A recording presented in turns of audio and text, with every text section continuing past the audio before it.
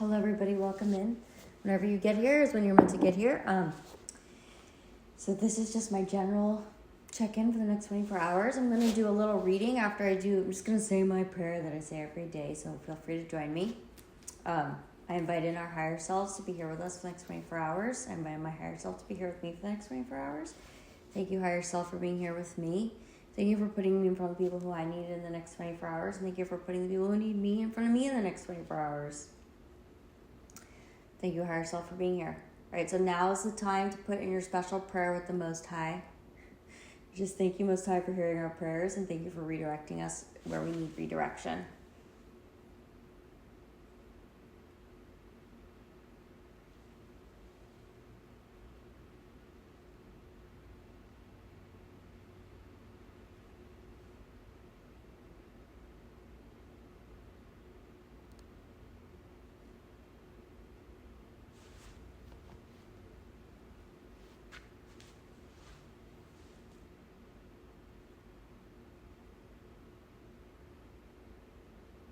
All right.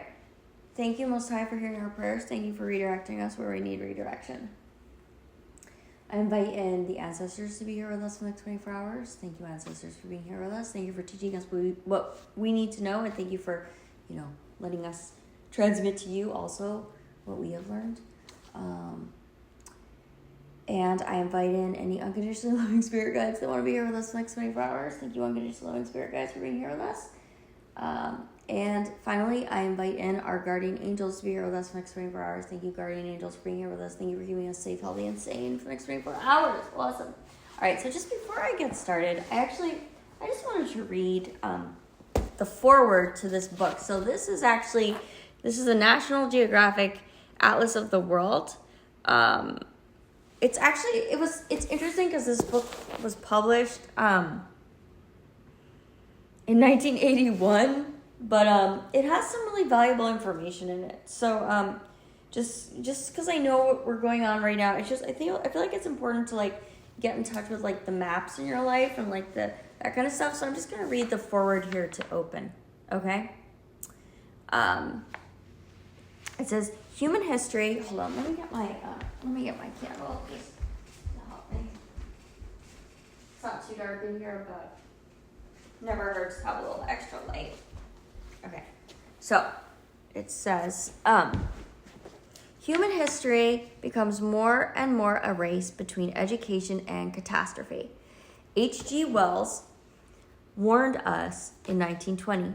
Sometimes it seems that chaos is overtaking us. Americans are headed, quote unquote, toward virtual scientific and technological illiteracy, according to a recent government report, which also points out that the United States trails the Soviet Union, Japan, and West Germany in rigorously promoting mathematics and science programs in elementary and secondary schools. Whoa. Hello, 1981. Right. And George Gallup speaks of the tremendous political illiteracy that he discovered as he tested U.S. high school students. He found a quarter didn't know that New Jersey is on the East Coast or that Oregon is on the West. More than half didn't realize California is the most populous state. A majority didn't know the size of the U.S. population or the capital of Canada, or that Mexico has more people than Canada. Some thought Angola is in Siberia, and many couldn't name the major language of Latin America. Another survey testing global understanding among college students found a large proportion ignorant of world affairs. There are, of course, many armies waging the unending war against ignorance. The National Geographic Society has been fighting the battle ever since it was chartered almost a century ago for the increase and diffusion of geographic knowledge. One weapon in the Society's arsenal is an important reference work, the National Geographic Atlas of the World. First published in 1963, this atlas presents general reference political maps that have become world famous for accuracy and usefulness. Subsequent editions have expanded the detail of coverage. In this, our 5th edition, China and Southeast Asia, for example, are accorded more space, while new close-up maps of the major urban regions reflect the worldwide phenomenon of urbanization.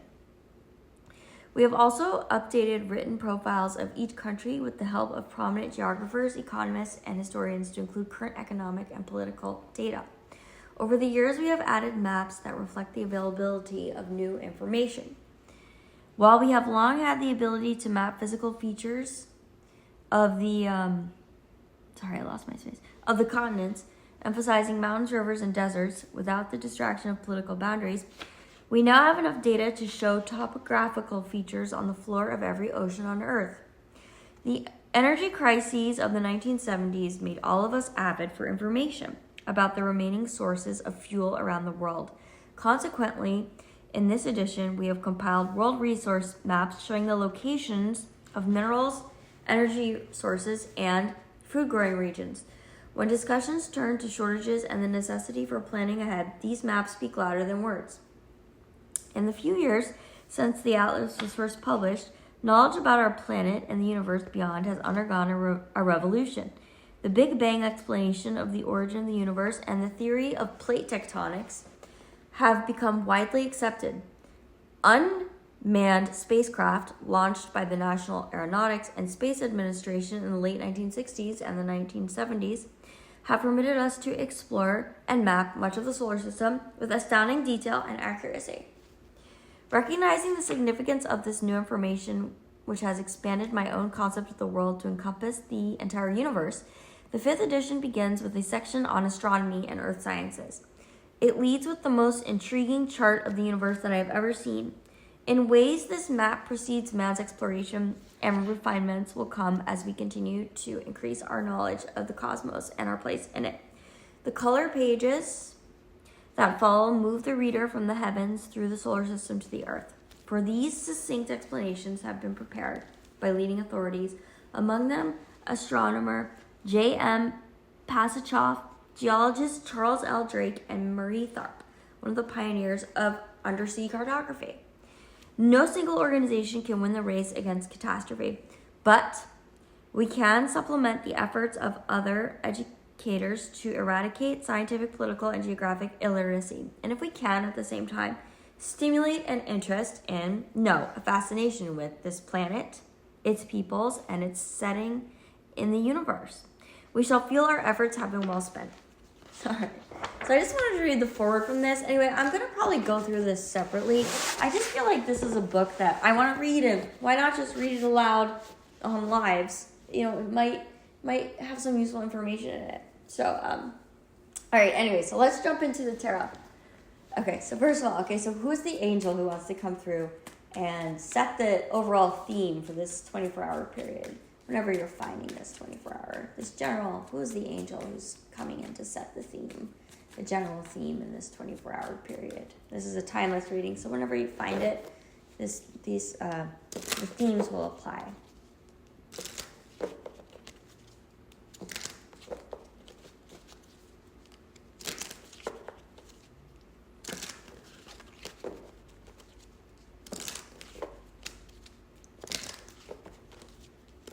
All right. We have Akaya. It says, keep your head down and try to be both serene and busy. Allow your eyes to be opened. It says, keep your head down and try to be both serene and busy. Allow your eyes to be opened. Ooh, I like that. Allow your eyes to be opened. That's a beautiful angel to be with us. Akaya. Akaya. That's one thing I've been trying to do in my life recently. I realize, I love to lounge and sleeping is my hobby, but I'm like, I have so much time. That's part of why I brought in that book to read. I'm like, I just need to be I need to be busy. It's one of those, I'm entering one of those periods of my life where I'm just like, okay, I need to be busy. I need to make myself busy. All right, so what is the overall astrological arcana that's part of the general theme of this 24-hour period? So let's see.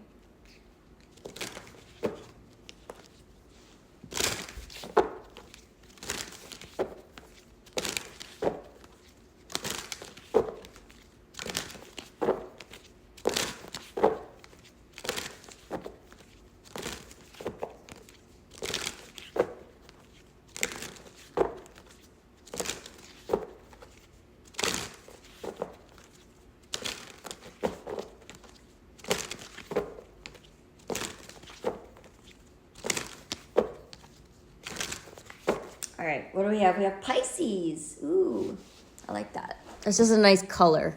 I love the color on here. It's one of my favorite colors. Let's see what Pisces has to say in a reading.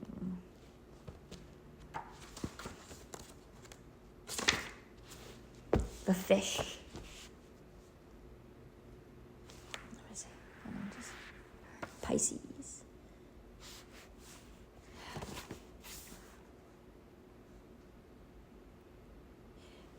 Mixed emotions could be an ongoing theme for you.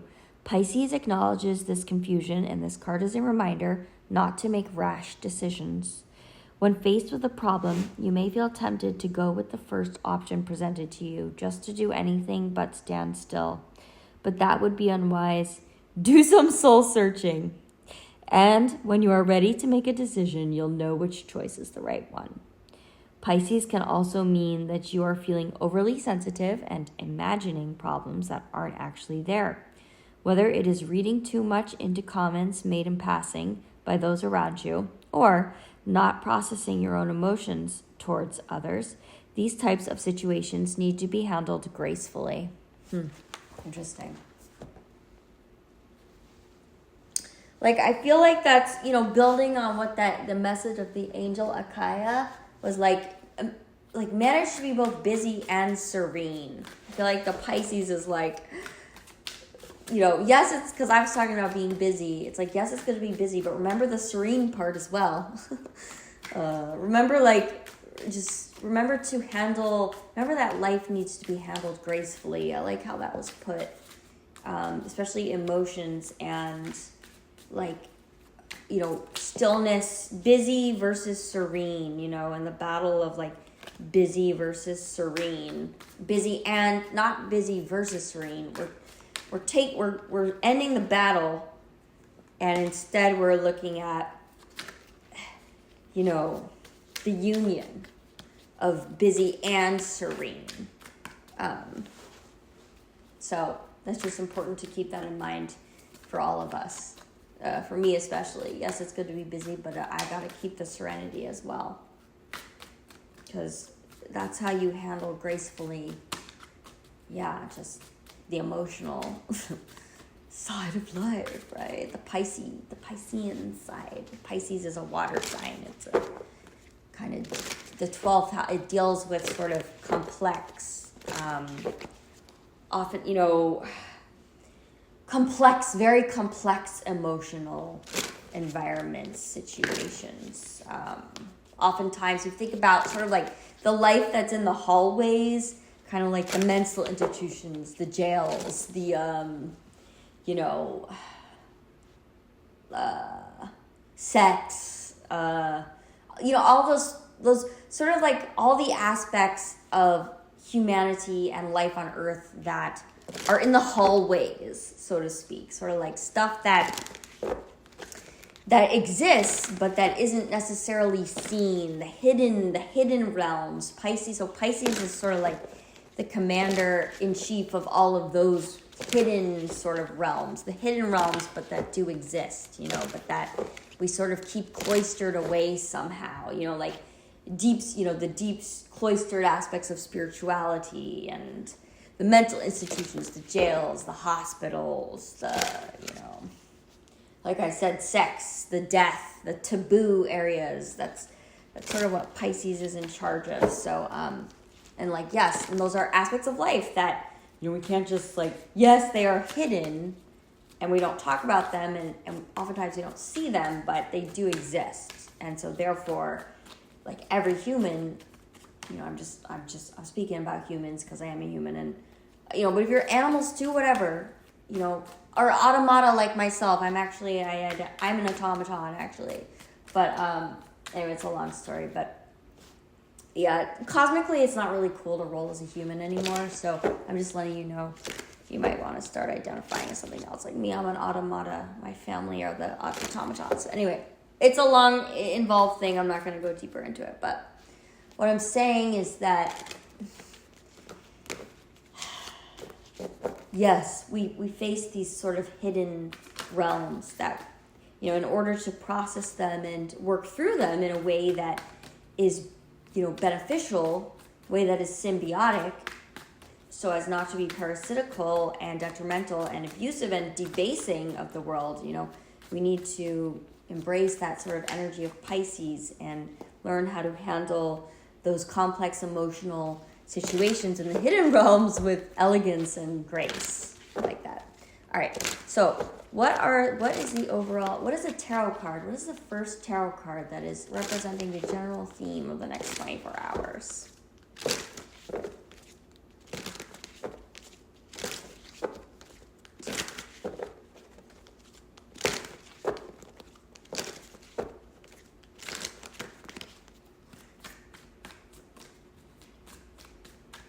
Okay. Oh, I like it. I think it's a queen. Yep, it's the Queen of Wands. Nice. Again, this is the Edmund Dulac tarot. I like that that she's sitting on a checkerboard floor, kind of like if you're into game theory at all, or I feel like that's kind of a theme of this next 24 hours. Is like, imagine that. What if you lived in like a hidden realm where all of the ground was a checkerboard floor like this? So essentially, you lived in a hidden realm that where it was a game board. You were just always on the game board, literally. Like you were literally everywhere you went, there was a checkerboard floor. And so like literally the hidden realm you're on is like literally the game board realm, the classic game board of the white and black squares.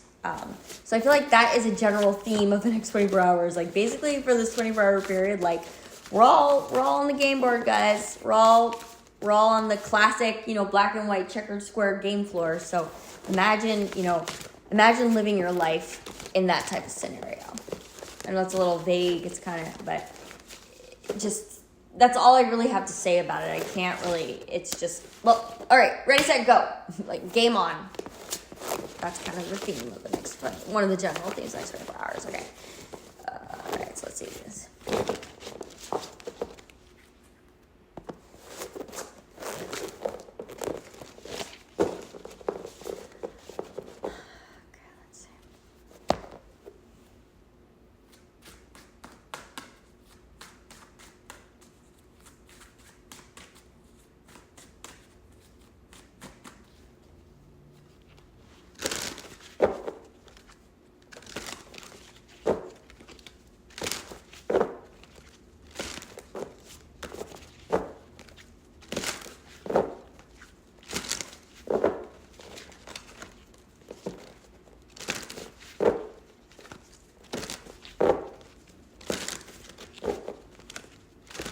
All right. Solitude, a raven. That's a pretty straightforward theme. So, a raven may come to you in this next 24-hour period, or it could just be this 24-hour period is going to be somewhat of a period of solitude, even though we're all on the the classic white and black square checkerboard game board. It's like we're the only ones in the game. It's like we're the only one playing in the game right now. It's kind of that type of feeling.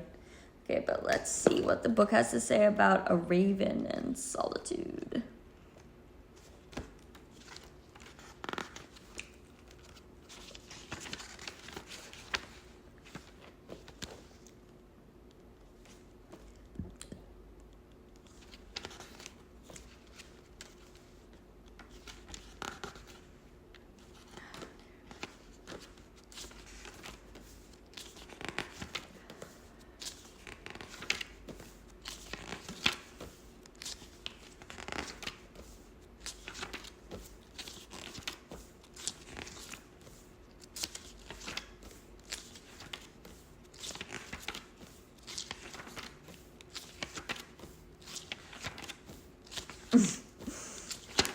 All right, here we go. A raven. It says, Wednesday's somber psychic gifts place her on the path of a raven, walking a lonely road.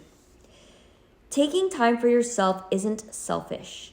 There may be tasks in your life that only you can handle, so it's okay to focus inward. Surround yourself with the resources you need to succeed while you work through your latest projects and priorities. I like that. That's pretty straightforward.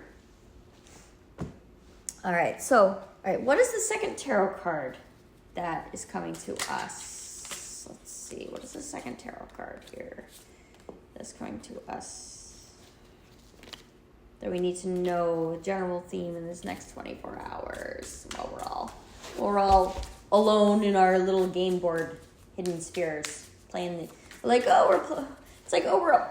the ground is, yes, this is like game board, game time, game on period, but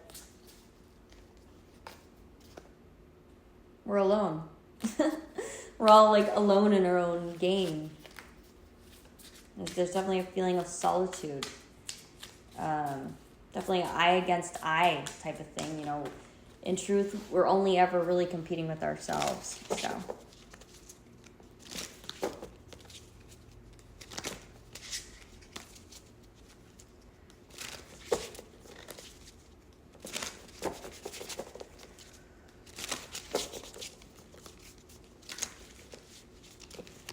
Alright, so what is the tarot theme to clarify for the next 24 hours?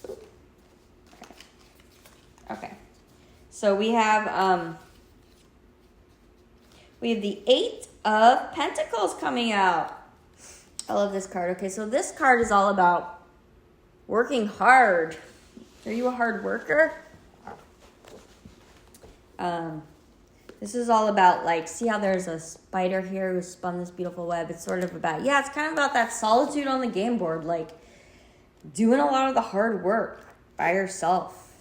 Setting yourself up for success, creating your master work, kind of has that type of feel. Your magnum opus. Time to create that magnum opus. Different aspects are coming together to work together. Symbiosis. All right, it says the Eight of Pentacles, craftsmanship, skill. The spider is a true master of her craft. She weaves against all odds with skill, intricacy, and confidence. The Eight of Pentacles requires a similar approach. Hone your skills. You are close to finding mastery at your craft, so strive for it. Pay attention to all the details. In some cases, this card means you need to find a new hobby, something you truly enjoy. Start a project to become good at it. Well, that fits in with everything. Remember that reminder from the angel Akaya. Keep your head down and try to be both serene and busy. Allow your eyes to be opened. It sort of fits in very well with that. With Akaya, the angel Akaya's message for this next 24-hour period. I also thought the internet spider. Guys, there's got to be, since the internet is like the World Wide Web, right? There's got to be a spider in there, right? Or maybe there's a lot of internet spiders. Who weaves the World Wide Web, right? Is it a spider? Is it like a group of internet spiders? I don't know. Anyway. My imagination's a little running away with me, guys. Okay, so let's see. What is the fashion oracle theme of this next 24-hour period? Let's see.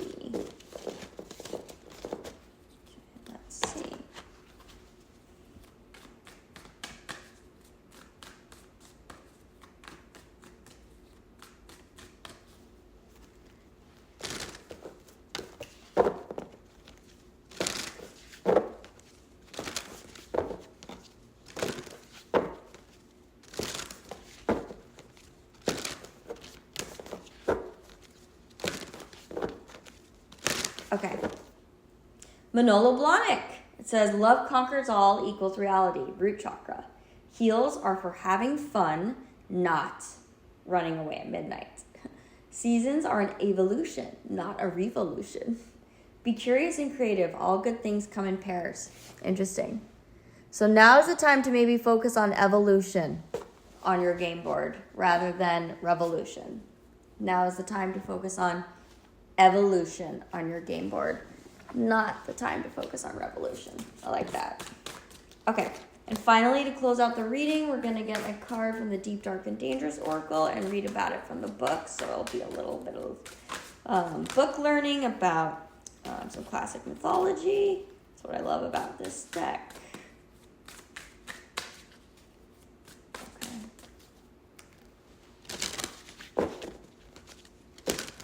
What is the general theme of this 24-hour period? Okay. Hecate, illumination. Nice. Again, that reminds me of the message from the angel Achaia. Allow your eyes to be opened. We have Hecate. I don't know how you say it, Hecate or Hecate. I said Hecate, so I'm gonna keep with Hecate. But illumination, right? Allow your eyes to be opened. Illumination.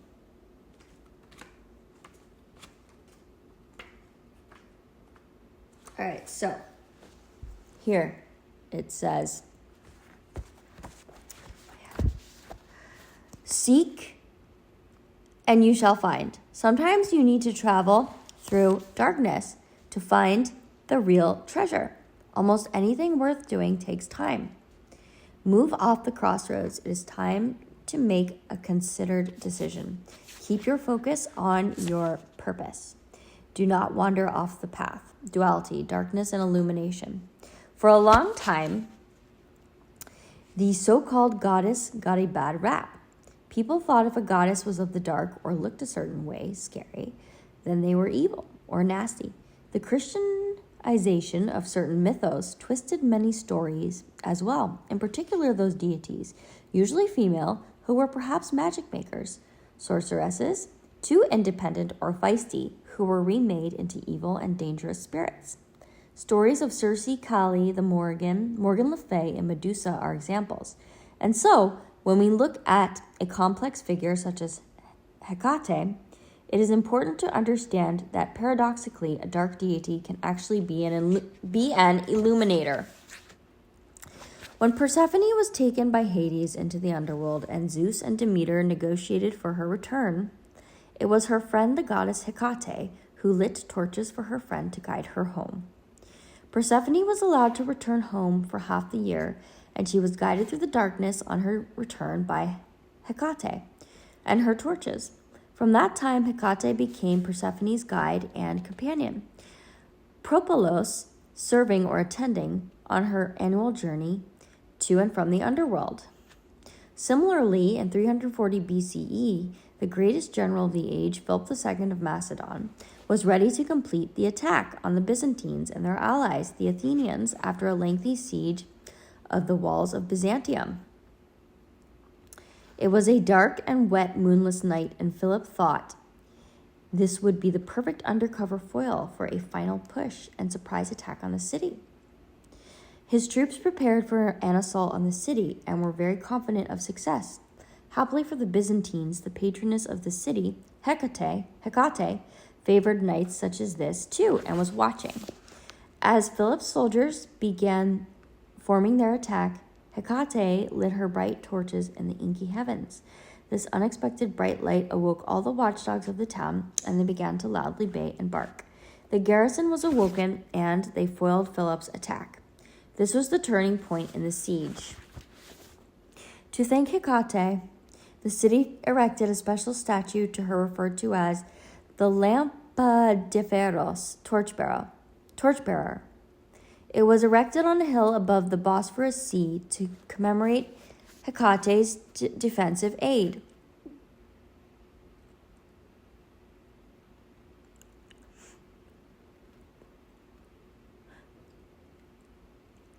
Hecate literally carries a torch, even though she stands in the opaqueness at a crossroads or under a moonless night sky.